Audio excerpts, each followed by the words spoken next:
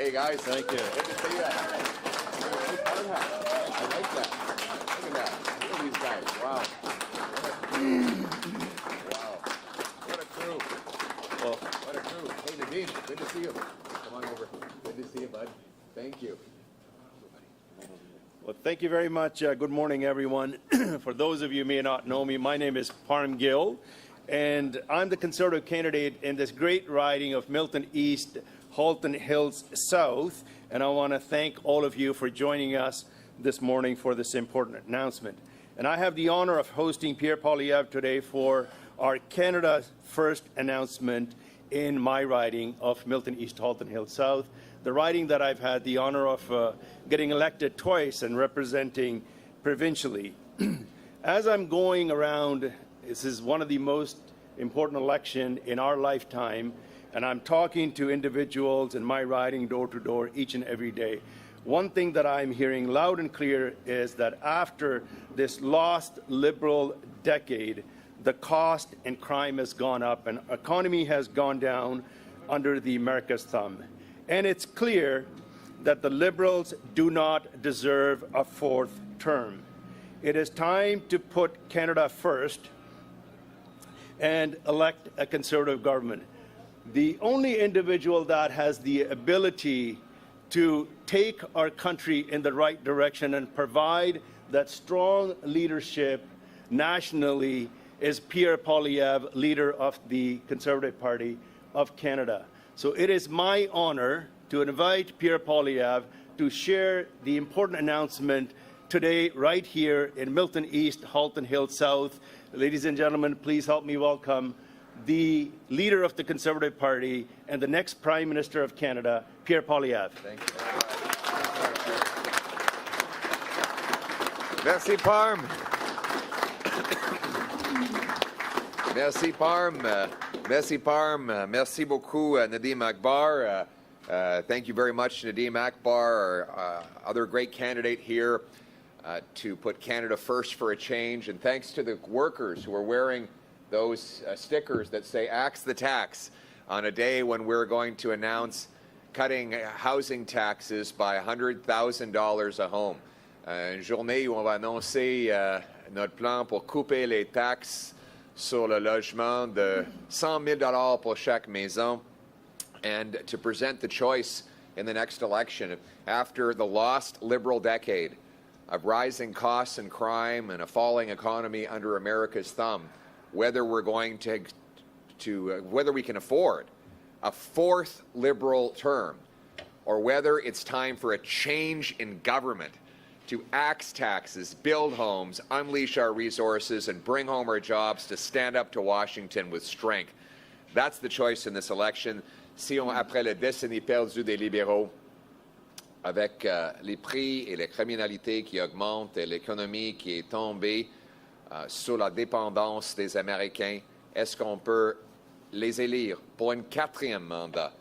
Ou bien est-ce que c'est le temps pour un changement dans le gouvernement avec un nouveau gouvernement conservateur qui va couper taxes et impôts, bâtir des logements et libérer nos ressources naturelles pour confronter Washington avec la force pour faire changement? But before I get into that conversation today, we have to address once again yesterday's historic mistreatment of Canada by President Trump. I condemn President Trump for keeping the tariffs on Canada, all while he offered a 90-day pause on tariffs for dozens of other countries.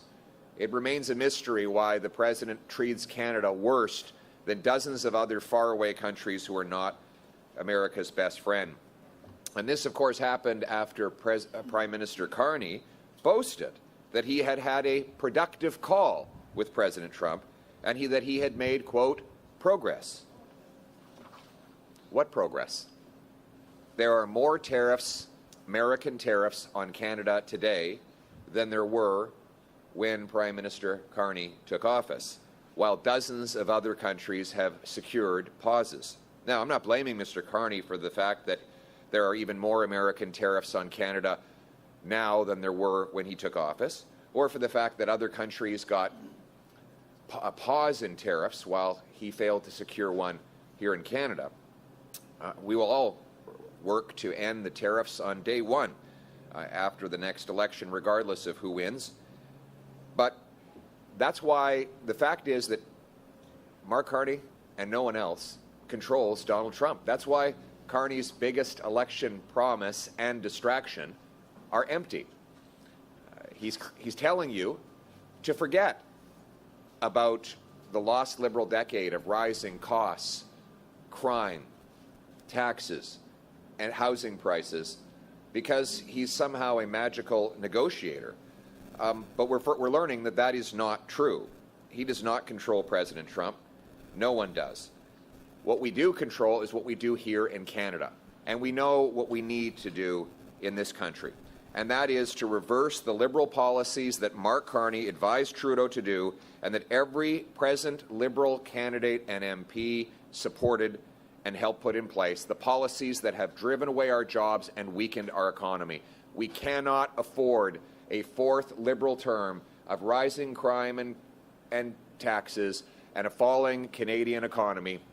We need a change in government to axe taxes, bring home our jobs, and stand up to the Americans from a position of strength. And that is the choice in this coming election. Donc, avant de parler de mon annonce d'aujourd'hui, je dois dire quelques mots sur le fait que M. Trump a maltraité le Canada encore. Alors qu'il a annoncé une pause de 90 jours sur les tarifs douaniers visant des dizaines de pays, il a gardé en place les tarifs sur le Canada, sur notre acier, notre aluminium, nos autos, notre bois d'œuvre et plus encore. Réfléchissez pour un instant. Il a accordé une pause aux 12 pays à travers le monde, outre-mer, mais il a gardé les tarifs sur le Canada.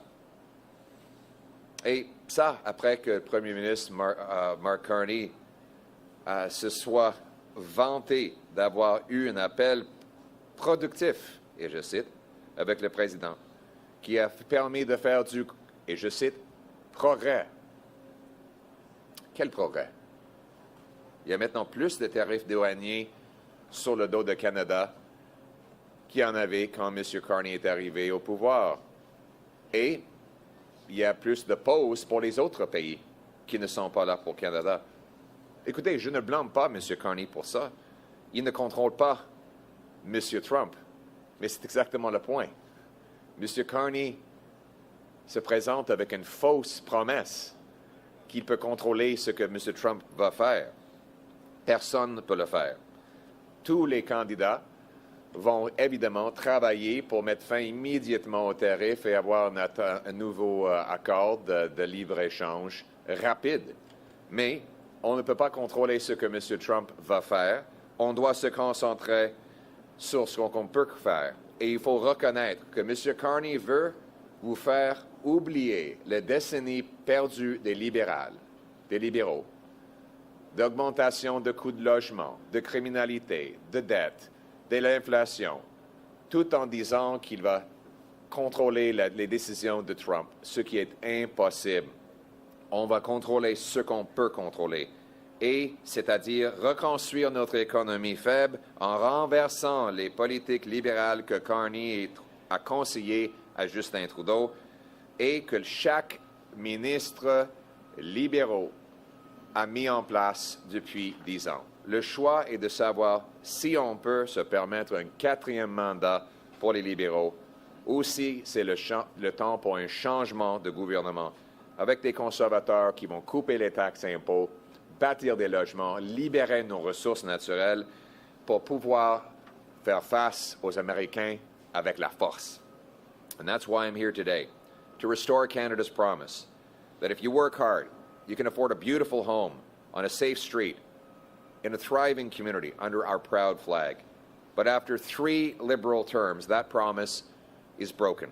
Housing costs have doubled after the Liberals inflated housing demand with out-of-control immigration and money printing while blocking housing supply with bureaucracy that drives up the cost of home building. So for the first time in our history, an entire generation of young people can't imagine buying their own house.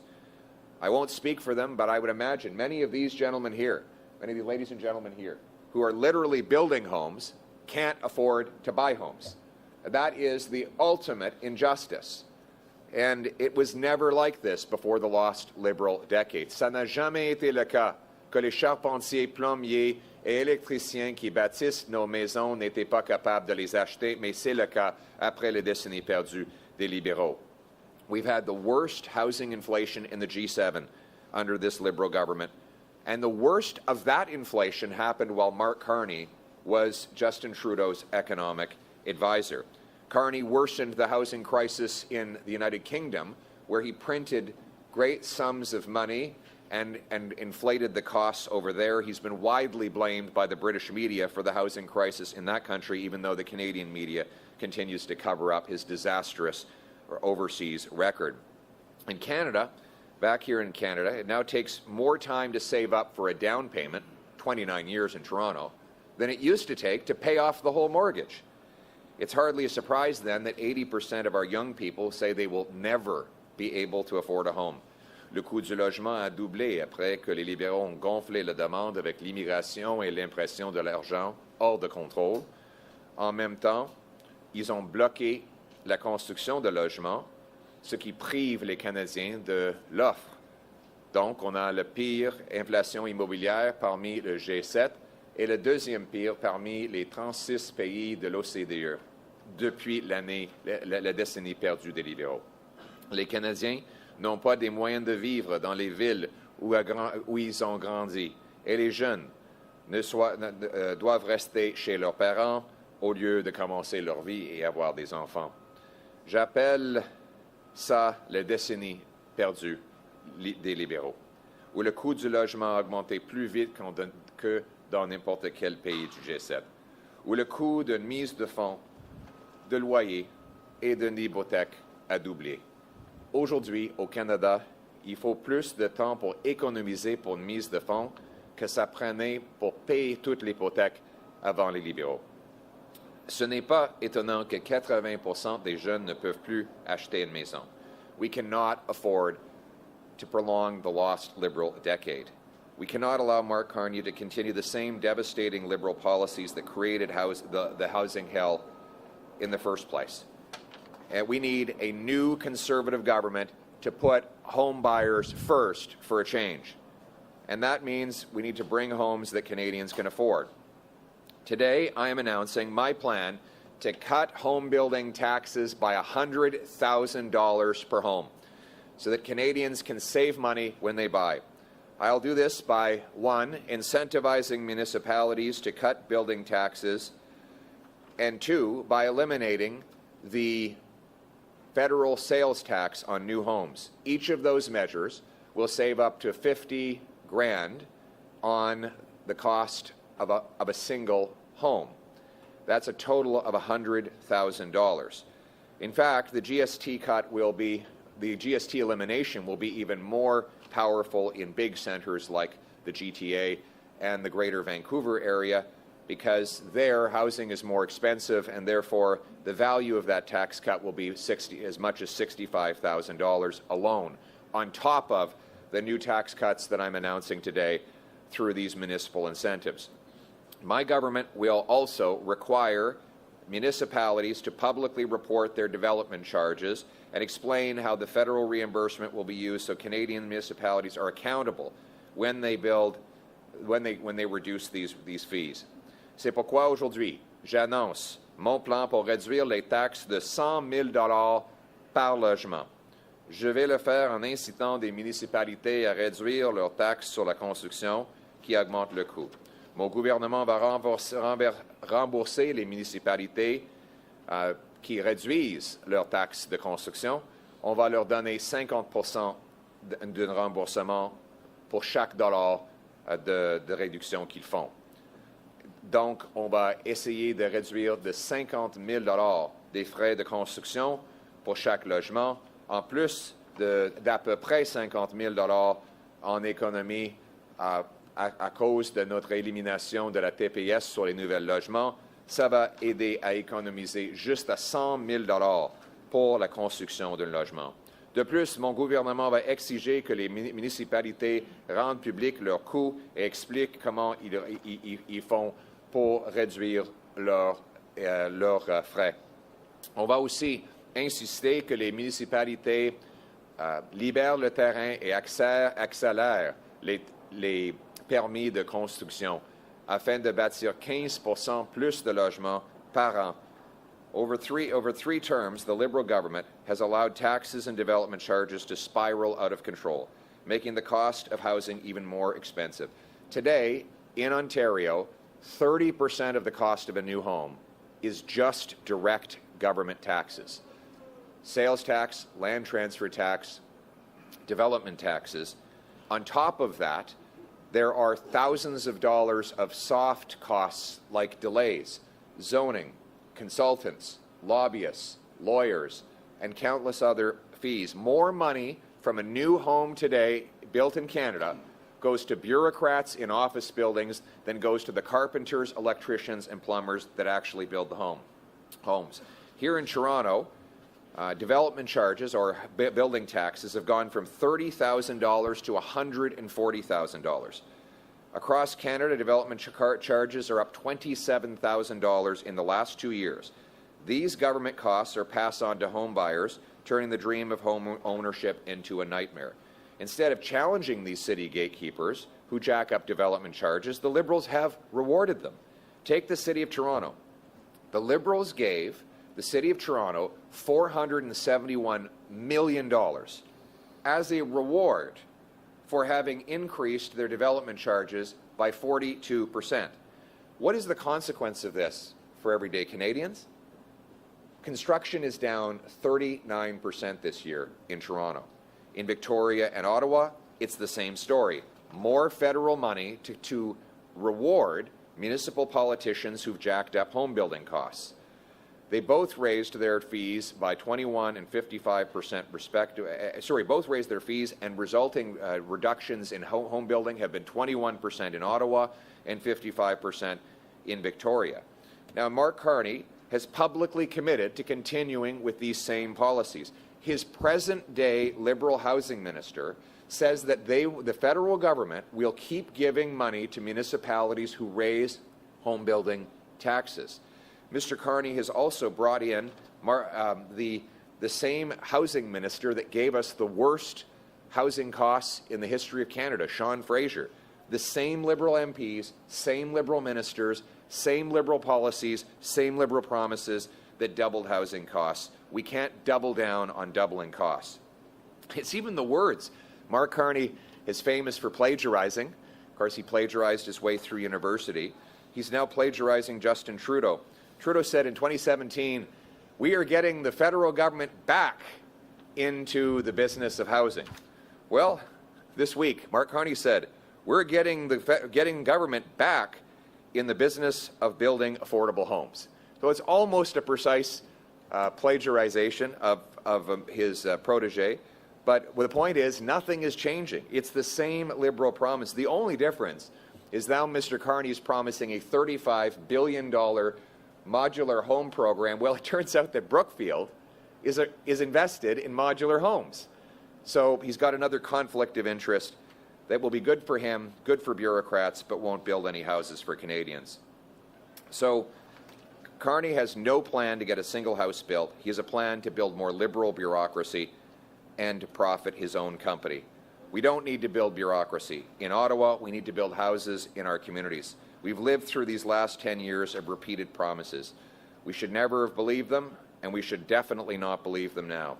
As I said, 3 strikes, you're out. They've had 3 terms, and a 4th will only make it worse. Mark Carney s'est publiquement engagé à poursuivre les mêmes politiques libérales qui ont doublé le coût du logement. Il a les mêmes ministres, les mêmes députés, les mêmes promesses électorales que les libéraux font depuis 10 ans. Il promet maintenant de retourner le gouvernement dans le business de construire des logements. C'est une promesse presque mot pour mot que Justin Trudeau a dit il y a 10 ans. Je cite, « Et nous n'avions pas de remis le gouvernement fédéral dans le secteur du logement. Tout serait bien pire en ce moment, a dit M. Trudeau. Et aujourd'hui, M. Carney dit « Nous remettons le gouvernement dans le secteur de la construction de logements abordables. » Presque un plagiat mot pour mot. Les mêmes politiques, les mêmes promesses, les mêmes libéraux avec des mêmes résultats. Une nouvelle bureaucratie à Ottawa ne va jamais bâtir des logements. Ils ne peuvent même pas livrer des passeports. Comment est-ce qu'on s'attend à ce qu'ils vont pouvoir bâtir des logements? C'est juste plus de gouvernement, plus de bureaucratie, plus de rêves irréalistes des libéraux avec les mêmes personnages libéraux. We don't need another pie-in-the-sky, $35 billion government bureaucracy in Ottawa to break the same promises that they've been breaking for a decade. Like Justin Trudeau, Mark Carney simply doesn't understand the struggles of ordinary Canadians who are priced out of their communities and out of the dream of home ownership. We cannot afford a fourth Liberal term of doubling housing costs. We need a new government for a change that will axe taxes, cut red tape, remove bureaucracy to build homes you can actually afford and put homeowners first for a change. We will restore the promise of home ownership. We will remove the bureaucracy to make it happen, cut the taxes by $100,000 a home, incentivize the municipalities to speed up their permits, sell off 6,000 federal buildings and thousands of acres of federal land to build, build, build.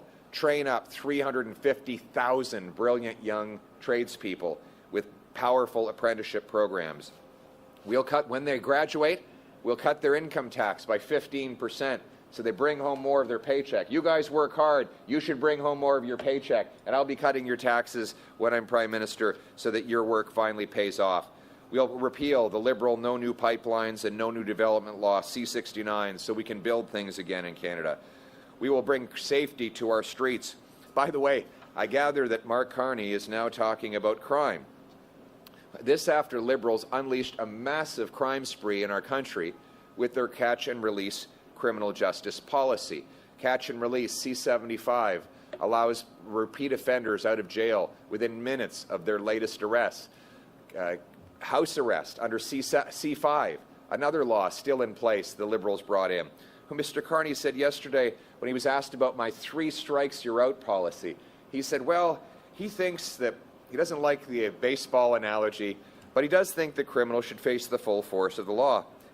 The problem is the Liberal laws have no force, and that's the reason why we have so much crime. Liberal laws allow the offenders to be out 60 or 70 times in a row.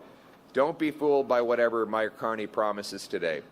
The public safety minister who allowed Paul Bernardo out of a maximum security penitentiary is now Mark Carney's Liberal chief of staff. David Lametti, the Liberal justice minister who kept in catch-and-release bail and house arrest for rampant offenders, is now a paid advisor of Mark Carney. Electing the same Liberals for a 4th time is not going to change what they do on crime. If you want a real change on crime, what you need is a new government, a Conservative government that will lock up criminals with a 3 strikes you're out law, bring jail and not bail, ban the hard drugs, close the drug dens, give 50,000 deserving people the treatment and recovery they deserve. Si on veut un vrai changement sur la criminalité, il faut un nouveau gouvernement conservateur qui va mettre les vrais criminels en prison et donner un traitement à ceux et celles qui en ont besoin. C'est ça le changement dont on a besoin pour rétablir la promesse du Canada, que chacun qui travaille fort peut avoir une belle vie dans une belle maison abordable sur une rue sécuritaire sous notre fier drapeau canadien. C'est ça, mettre le Canada d'abord pour faire changement. What we need is a new government with a real change to bring home the Canadian promise that hard work gets you a great life in a beautiful and affordable home on a safe street under our proud flag, Canada First for a change. Let's bring it home. Thank you. Thank you. We will now go to questions. Please say your name and outlet. Good morning, sir. Roger Collins, CHCH. Just talking about jails in this region, a lot of them are at capacity or over capacity. Your 3 strikes and you're out plan kind of means more people are going to jails. Do you have a plan to build any new ones? No. And it's not that more people are going to jail. It's that the people that are in and out of jail already are going to stay there. See, what's happening, we don't have a lot of criminals in Canada. That's the good news. The bad news is they're very productive. It's the same tiny group that go in and out of the revolving door. We have to reserve them a room anyway because we know they're coming back. In Vancouver today, Vancouver last year, they arrested the same 40 offenders 6,000 times. So each offender was arrested 150 times in 1 year. Those people basically have a reserved room in the prison. It's just that they keep getting released to reoffend. There's one guy in Penticton, his name is Levi. You can ask the police about him there. He does so much crime that when he's out of prison, the crime rate for the entire city goes up. That guy is in and out of jail constantly. The people that are shooting up our streets, they're in and out of jail constantly. So they're already reserved a room. What I'm saying is get rid of the revolving door and replace it with an iron gate so that they don't get out. You know, when Prime Minister Harper was in office, we passed major crackdown on crime. And the Liberals said, you're going to have to build these mega prisons to accommodate all the criminals. You know what happened? Not only did crime go down by 25%, incarcerations went down. Because what we did is lock up the rampant offenders who were going to be in and out anyway. For them, it's like the Hotel California. They check out, but they never leave. And then the rest of them were scared that there'd be consequences. There is no fear among criminals today. Police officers tell me that criminals don't even bother trying to avoid getting caught. They go in and rob liquor stores without a mask on, and they walk slowly out the door because they know there will be no consequences even if they are caught. As soon as there are consequences, the softer, less habitual criminals, they'll find something else to do because they'll know it's not worth losing 10 years of their life behind bars. And then the rampant offenders, they will be locked up for good where they belong. That is how we're going to stop the crime. Look, the choice is this. After the lost Liberal decade of rampaging crime in our communities, are you going to give them a 4th Liberal term, or is it time for a change to put law-abiding Canadians first with a new Conservative government? Thank you. En français, s'il vous plaît. Merci. On n'aura pas besoin de plus de prisons parce que les criminels qu'on va garder en prison entrent et sortent toujours. Ils ont presque une chambre réservée aux prisons parce qu'ils refont et ils refont les mêmes crimes. On n'a pas beaucoup de criminels au Canada. C'est juste que chacun parmi eux est très productif. Ce dont on a besoin, c'est de les garder en prison. Il y a, par exemple, à Vancouver, les mêmes 40 criminels ont été arrêtés 6000 fois. Donc, si on garde ces mêmes 40 personnes en prison au lieu de les libérer une fois après l'autre, ça ne va pas augmenter la population en prison, ça va simplement les garder là. Donc, quand M. Harper a mis en place des mêmes politiques, on a vu une réduction de criminalité de 25%. En plus, moins de personnes en prison parce que les criminels moins sérieux ont décidé de ne plus faire le crime à cause des conséquences réelles. Ça va réduire les crimes. Après 10 ans des libéraux, est-ce qu'on veut un 4e mandat de crime et de chaos, ou est-ce qu'il faut que ça change avec un nouveau gouvernement conservateur qui va mettre la sécurité des Canadiens d'abord? Merci. Thank you. We'll go to the next question. Good morning, Mr. Poilievre. This is Good day. Nitin Chopra from Prime Asia. Hi, Nitin. Good to see you. Thank you. Mr. Poilievre, crime is a serious issue, and you recently held a Stop the Crime rally. Yes. And for the last 5 years, we covered so much of crime incidents, every day, multiple incidents, car thefts to home invasions. And in last 10 days, there was more than six deaths inside the house shooting, and those people we 6 lost those deaths? Where? in GTA, In and GTA. and the businessmen are targeted. Earlier it was extortions, now it's a shootout. And you recently announced the new 3 strikes. You are out of law. If you are serious in the crime, my questions here, because most of the police associations, most of the law enforcement agencies are endorsing you. And if you're serious in stopping the crime, the question is, why can't we punish the criminals on the first conviction? Why can't we have the laws like Dubai or a US? And why can't we have the self-protection laws here in Canada? Thank you.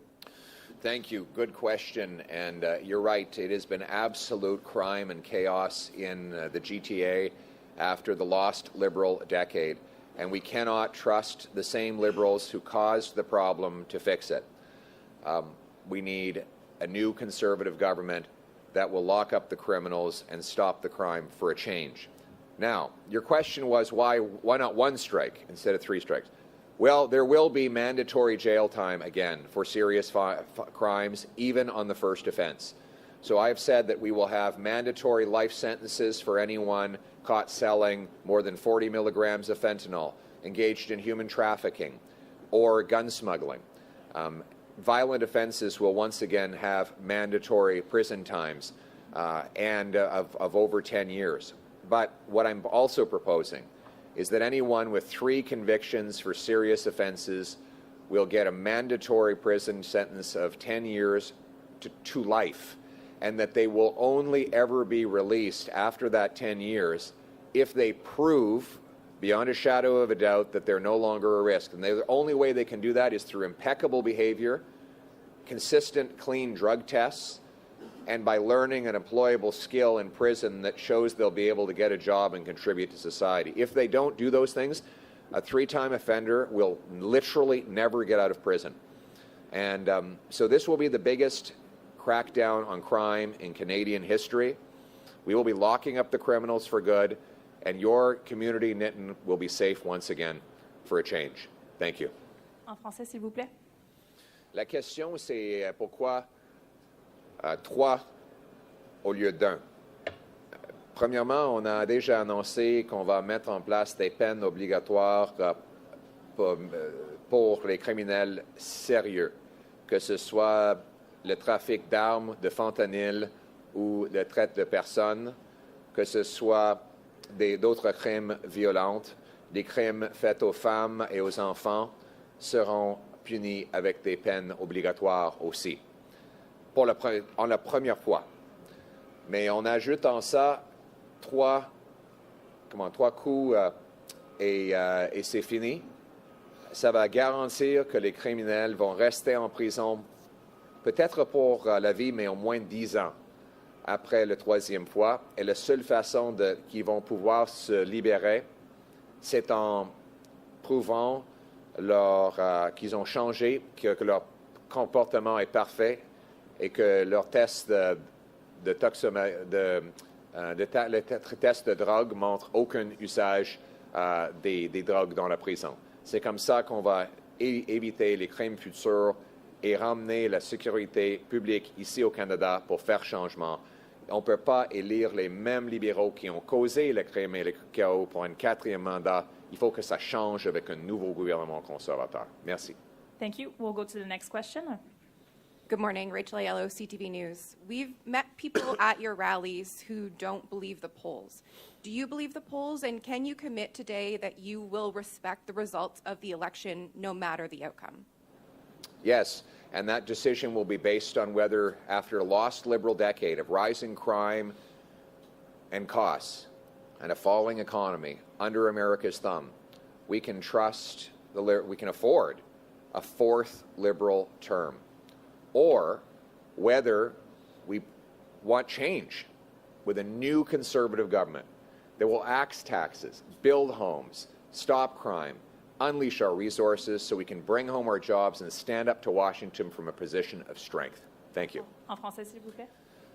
Oui, merci. Le choix devant les Canadiens va être, si on veut, après la décennie perdue des libéraux qui ont augmenté la crime et les coûts et affaiblir notre économie sous la dépendance des Américains, est-ce qu'on va leur donner un quatrième mandat ou est-ce qu'il faut que ça change avec un nouveau gouvernement conservateur qui va couper les taxes et les impôts, stopper les crimes, bâtir des logements, libérer nos ressources pour emmener nos emplois et faire face aux Américains avec la force? Thank Thank you. you. We'll now take a question from Oui, the j'ai phone line. déjà répondu. Oui, évidemment. We'll take a question from the phone line, and this will be the last question. What's that? We'll take a question from the phone line, Thank you. and that will be the last question. We have a question from Pascal Brisson from CFL. We will take one question and no follow-up. Is that your question? Oui, bon matin, Monsieur Poilievre. Je voulais vous questionner sur le français de hauts fonctionnaires dans la fonction publique. Il y a eu le cas récemment d'un faible nombre de dirigeants à la Banque du Canada qui ne maîtrisaient pas le français. Donc, ma question pour vous, est-ce qu'un gouvernement Poilievre obligerait les PDG et les dirigeants de sociétés d'État comme Air Canada, par exemple, ou Via Rail à être obligatoirement bilingues? Je dois avouer, le son n'était pas tout à fait clair. J'ai entendu presque 60%. Si vous pouvez répéter la question, ce serait bon. Oui, dites-moi si ça ne fonctionne pas, mais je voulais vous questionner sur le français des hauts fonctionnaires dans la fonction publique. Il y a récemment eu le cas d'un faible nombre de hauts dirigeants à la Banque du Canada qui ne maîtrisent pas le français. Donc, ma question pour vous, ça serait est-ce qu'un gouvernement Poilievre obligerait les PDG et les dirigeants des sociétés d'État comme Air Canada ou Via Rail, par exemple, à être obligatoirement bilingues? C'est sûr que les cadres dans la fonction publique et les agences et entreprises d'État doivent pouvoir s'exprimer dans les deux langues officielles parce que leurs travailleurs sont francophones et anglophones et leurs consommateurs sont francophones et anglophones. Donc, nous, les conservateurs, nous respectons la loi sur les langues officielles et on va faire en sorte que les hauts fonctionnaires dans tous les postes liés au gouvernement vont pouvoir livrer les services et travailler avec des employés dans les deux langues officielles. Thank you. This concludes the press conference today. Thank you very much. All right. Good to see you guys. Thank you very much. Good to see you. Thank you very much, guys. Great to see you.